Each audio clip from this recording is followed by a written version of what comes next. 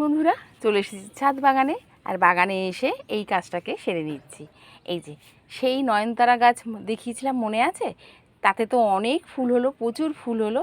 একটু আবার রেস্ট নিয়েছিল, আবার দেখছি নতুন করে কুঁড়ি আসছে। দেখো প্রত্যেকটা ডালে কিন্তু আবার কুঁড়ি চলে আসছে।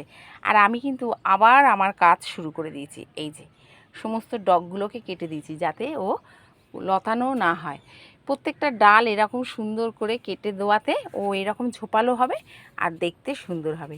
এরই মধ্যে গাছের গ্রোথ কিন্তু বন্ধুরা খুব সুন্দর হয়েছে। দেখো প্রত্যেকটা ডাল কিন্তু আমি সুন্দর করে কেটে দেবো। কেটে দেওয়াতেই কিন্তু গাছটা আমার এইরকম সুন্দর হয়েছে।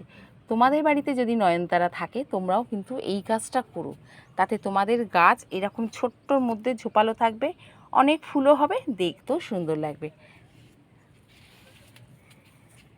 তাহলে বন্ধুরা ভিডিওটা আজকে এইটুকু।